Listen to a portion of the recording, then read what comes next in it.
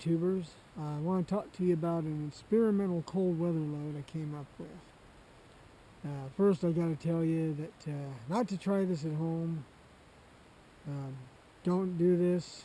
If you do it on your own, because it's involved with using more than one gunpowder type in a shell. Anyway, I noticed in cold weather, really cold weather, when I'd pass shoot, I'd listen to the impact when the pellets would hit the goose after I'd shoot, and it took a lot longer for it to get there.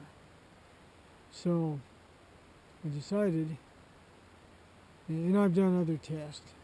I've tested the velocity.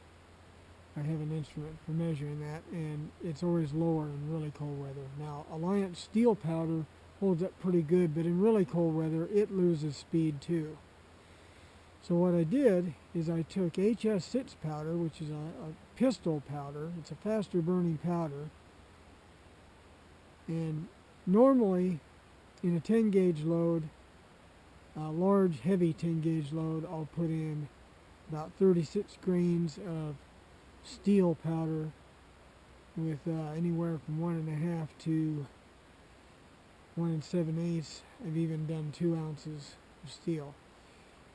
But what I did on this is I took 10 grains of HS6, just enough to cover the primer up, and then I backed down on the steel powder down to 25 grains, for a total of 35 grains on top of it. I didn't combine them, I put one on top of the other.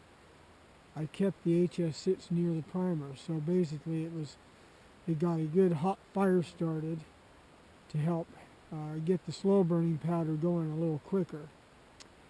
And so far I've shot about 12 of these, and I haven't destroyed any shell casings, but I have noticed that listening to the impact, it takes less time for it to get there. So the velocity is holding up good in really cold weather. Now, it wasn't quite as cold today, but I shot a goose with it today, and well, here I'll show you a clip of what happened on that.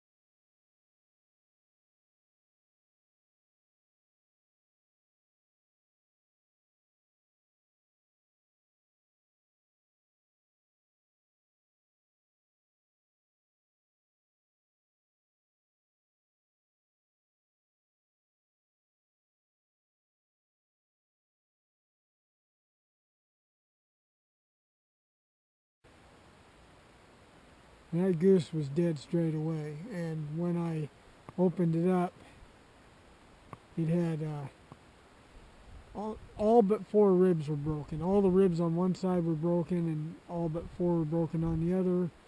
The liver was completely shredded, almost disintegrated. Lungs were damaged. The heart, it looked like someone had cut the top off the heart. So the goose didn't have a chance. Now, I've done similar damage with my regular load in this temperature before, but the fact that it hasn't destroyed any shells and it worked good, it shows promise. But again, I must emphasize that we're pushing the envelope here. This is going into uncharted territory.